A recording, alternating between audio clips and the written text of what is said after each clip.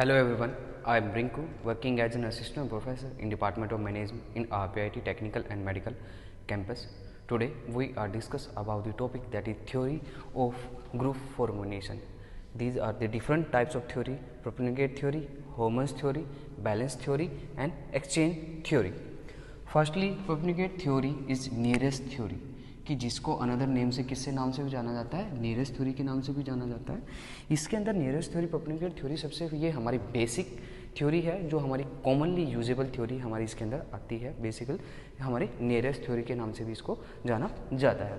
कि बेसिकली इसके अंदर क्या किया जाता है कि यहाँ पर जो ग्रुप फॉर्मुलेशन की जाएगी किसी भी पीपल्स के अंदर, ग्रुप के अंदर, कि अगर हम फॉर एग्जाम्पल अगर हम बात करते हैं यहाँ पर ए पर्सनस की एक और यहाँ पर बी ग्रुप की, तो ये बीच में जो इनके बीच में जो एफिलिएशन होगा, ठीक है ना, एफिलिएशन होगा, और वो कौन सा एफिलिएशन होना चाहिए, प्रोक्सीमेटली हमारा ज्योग्राफिकल होना चाहिए।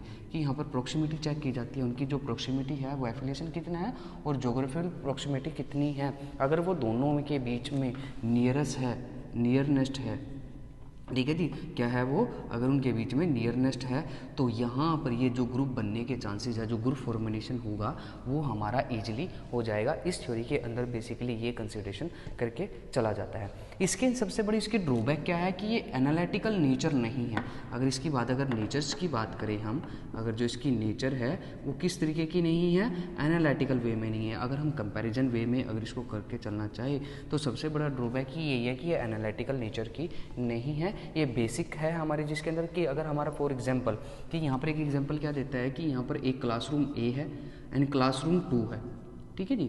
अगर यहाँ पर फर्स्ट लाइन में जो बच्चा बैठा है और सेकंड पे जो बच्चा बैठा है, इन दोनों के में नियरेस्ट है, तो यहाँ पर इनके बीच में एफिलिएशन और प्रोक्सीमिटी ज़्यादा है, तो इस वजह से इनके बीच में रिलेशनशिप अच्छा रहेगा, तो ग्रुप फॉर्मेशन इजीली बन जाएगी।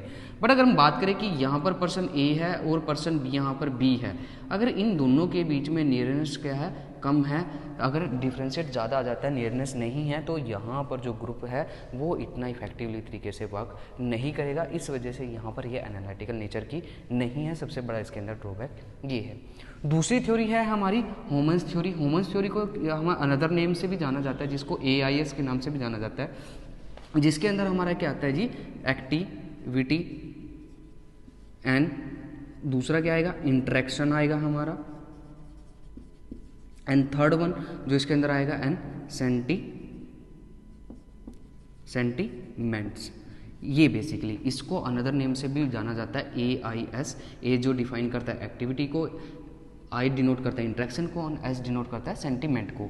इसको जो बनाया था वो जॉर्ज जी हमारे होमन्स थे, जिन्होंने इसको क्या किया था, डेवलप किया था इस थ्योरी को। ये हमारा इससे अनदर एडवांस में अगर हम लेके चले, उसके बीच में आता है कि यहाँ पर ये कहता है कि एफिलिएशन को ही नहीं, कि फर्स्ट थ्योरी के अंदर सिर्फ क्या किया जाता था, सिर्फ एफिलिएशन को ही क्या किया जाता था, कंसिडरेशन दी जाती थी, कि क्या की जाती थी वहाँ पर, सिर्फ एफिलिएशन को ही कंसिडरेबल किया जाता था। यहाँ पर ये कहता है कि यहाँ पर जो ग्रुप के अंदर जो ए पर्सन है और एक ये बी पर्सन है, अगर इन दोनों के बीच में सिर्फ एफिलिएशन की वजह से ही रिलेशनशिप बिल्डअप नहीं होगा, वो एफिलिएशन किसकी वजह से होगा, हमारा फिजिकल अप्रोक्सीमेटी से रिलेटेड होगा, और यहाँ पर जो इंटरेक्शन किया जाएगा वो एक्टिविटी बेस पर और इंटरेक्शन बेस पर और सेंटीमेंट बेसिस पर भी किया जाएगा। इसके अंदर एक डायग्राम है जो हमारा होमन्स है, हमारे थ्योरम है, उसके अकॉर्डिंग बनाया गया है कि यहाँ पर क्या किया गया है कि यहाँ पर फर्स्ट वन सबसे पहले ए मीन्स ये किसको डिफाइन कर रहा है, यहाँ पर एक्टिविटीज़ को डिफाइन कर रहा है, और यहाँ पर एस, यहाँ पर आई आएगा, इंट्रैक्शन आएगा,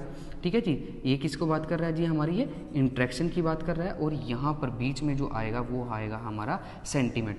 कि दोनों के बीच में सबसे पहले वो एक्टिविटी बेस पर क्या होगा, एक पर्सन्स के बीच में इंट्रैक्शन होगा, वो इंट्रैक्शन कहाँ जाएगा, सेंटीमेंट पे जाएगा, कि सेंटीमेंट पे चेक करेगा कि वहाँ पर उसकी फिजिकल प्रोक्सीमिटी चेक की जाएगी कि वो रिलेशनेबल है या नहीं है, कंसिडरेबल, तो उसके बाद वो दोबारा से एक्टिविटी बेस पर काम करेगा। ये हमारे डायग्राम है जहाँ पर activity based sentiment and interaction with sentimentation basis पे यहाँ पर क्या किया जाता है, वर्क किया जाता है। इसी को हम बोलते हैं मॉडल ऑफ AIS थ्योरी। इसको मॉडल भी बोला जाता है, AIS मॉडल भी बोला जाता है। इसकी सबसे बड़ी ड्रॉबैक ये थी कि ये नोट एनालिटिकल वे में नहीं है, ये हमारा एनालिटिकल वे में है, ये activity base, interaction base and sentiment basis पे ये क्या किया जाता है, होमन्स थ्योरी हमारी डिस्क्राइब की गई है। अगर हम बात करते हैं थर्ड थ्योरी की, जो थर्ड हमारी बेसिक थ्योरी है वो कौन सी हमारी बैलेंस थ्योरी है। ये हमारी सिंपल थ्योरी है, इसको सिंपल थ्योरी बोल सकते हैं, ये हमारी कॉम्प्लेक्स थ्योरी है, ये हमारी क्या है, हमारी बैलेंस थ्योरी है, जिसके अंदर हमारा सिस्टमेटिकली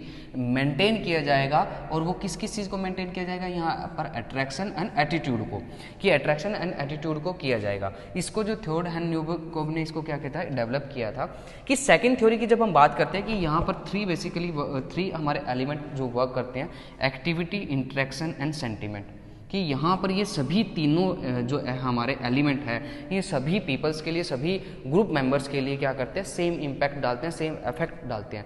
बट बैलेंस थ्योरम क्या कहते हैं, कि बैलेंस थ्योरम ये कहते हैं कि यहाँ पर पर्सन ए, कि ये इंडिविजुअल एक पर्सन है और यहाँ पर ये बी इंडिविजुअल है, इन दोनों के बीच में जो इंटरेक्शन होगा, कि इन दोनों के बीच में जो इंटरेक्शन होगा, वो रिलेशनशिप होगा, वो किस बेसिस पे होगा, अट्रैक्शन एंड एटीट्यूड बेसिस पे तो रहेगा।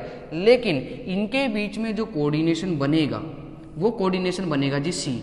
अब ये सी क्या है जी, इस सी को हम डिफाइन करते हैं हम कॉमन बेस वैल्यू। अब ये कॉमन बेस वैल्यू क्या है जी, इसके अंदर आएगा जी हमारा क्या आएगा, हमारा रिलीजन इसके अंदर आएगा, वैल्यूज इसके अंदर आएंगी, हमारी लाइफस्टाइल हमारा इसी के अंदर आएगा,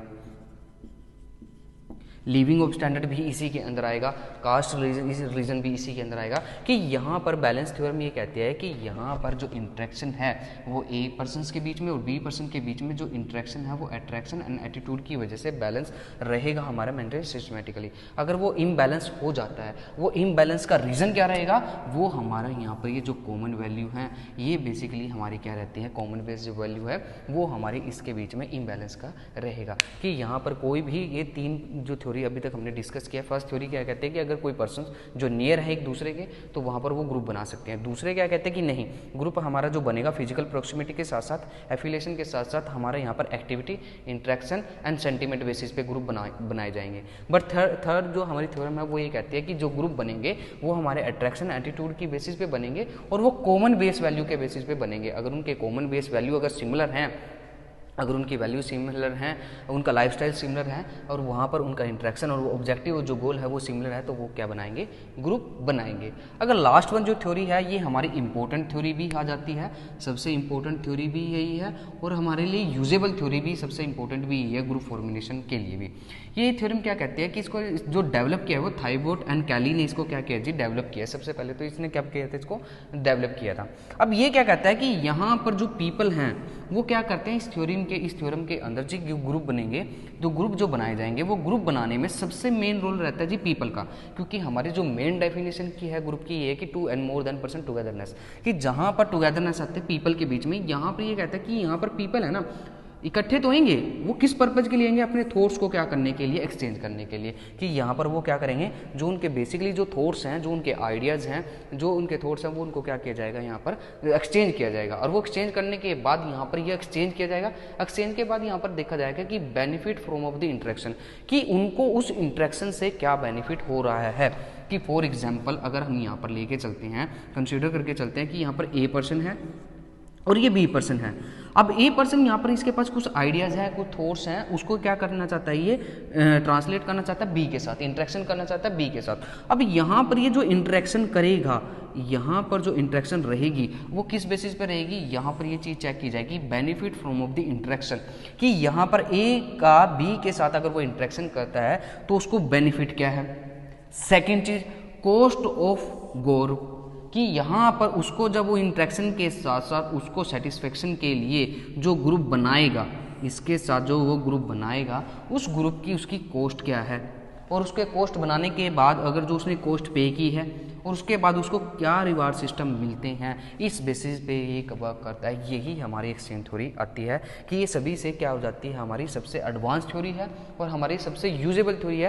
कि ये थ्योरी क्या कहती है, जो कैली क्या कहते हैं, कैली ये कहते हैं कि कोई भी पर्सन जब भी कोई ग्रुप के अंदर आता है या ग्रुप क्रिएट करता है, वो बेसिकली किस बेसिस पे करता है, अपने थॉट्स बेसिस पे करता है। उसके बाद वो इंटरेक्शन का बेनिफिट देखता है कि उसको इंटरेक्शन के साथ बेनिफिट कितना हो रहा है और उस ग्रुप में रहकर उसको सेटिस्फेक्शन लेवल कितना उसका इंक्रीजिंग फॉर्म में जा रहा है। अगर उससे सेटिस्फेक्शन के बाद उसकी अगर उसकी कॉस्ट उसकी बेनिफिट से ज़्यादा हो जाती है तो उस ग्रुप को क्या कर देगा, टर्मिनेशन में चला जाएगा या उसको डिस्चार्ज कर देगा।